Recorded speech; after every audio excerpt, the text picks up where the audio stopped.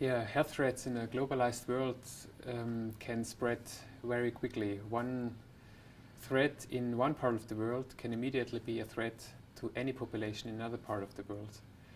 On top of it, also that international traffic and trade have increased very much due to globalization, which is an opportunity for health threats to spread.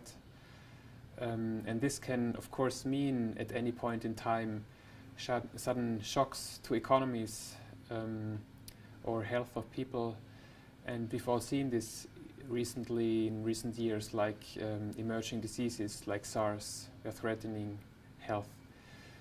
We have humanitarian disasters and even threats from bioterrorism are there. So globalized world really has increased that risk, and we have to work collectively to prepare for these health threats, and also in the end then work effectively to respond to these threats.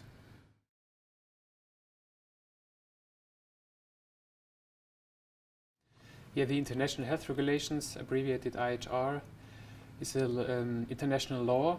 It's legally binding for 194 countries globally. The IHR help countries to develop and maintain capacities needed to detect, assess, notify and respond to public health threats. But they also help countries to share information in a timely and transparent manner.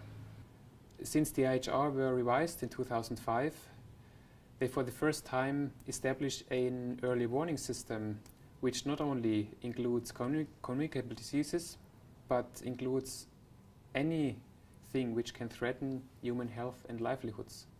The IHR as such are vital to ensure global health security and to promote information sharing and collaboration. The countries have to develop a set of 8 core capacities. They include, among other issues, national legislation. They include cross-sectoral public communication, emergency response, laboratory work, training. But they also have specific requirements for airports, ports and ground crossings. What is very beneficial for countries that actually the costs are very low, the costs for implementation.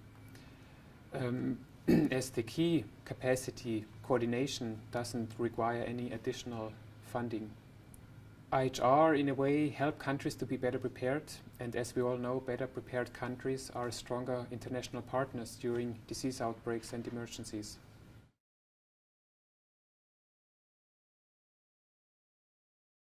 The IHR follow the principle to prevent the spread of diseases, but at the same time avoid restricting travel and trade. By doing so, they promote in a way travel and trade and tourism, which is very beneficial in the end for countries. They also avoid economic damages during emergencies. So in a way they make travel and trade safer. And I can give an example. During the threat posed by the coronavirus, WHO based its risk assessment on IHR criteria and sound epidemiological facts. After consulting international experts, WHO recommended not to restrict travel and trade. Member states, following that recommendation, kept borders and airports open, and by doing so avoided economic damage for their countries. In a way, the IHR helped to control such threats without interfering unnecessarily with travel and trade, and the IHR also guides WHO and the member states to develop the capacity to control these threats. In case restrictions have to be applied, member states have to follow human rights principles and also support fundamental freedoms of travelers. If they have to request for examinations, if they have to request documentation like vaccination cards.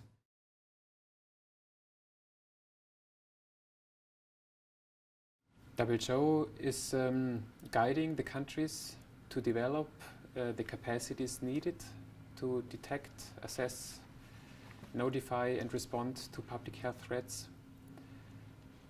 They also help countries to find financial resources required to develop and maintain these capacities.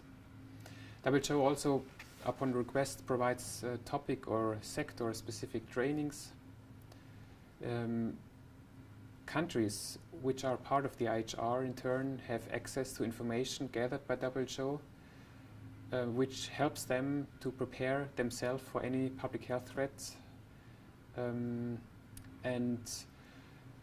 yeah, what in the end also is very beneficial for countries, that in case there's a disease outbreak or an emergency, countries can request from WHO assistance in terms of logistics or in terms of expertise which is needed to respond to a certain public health threat.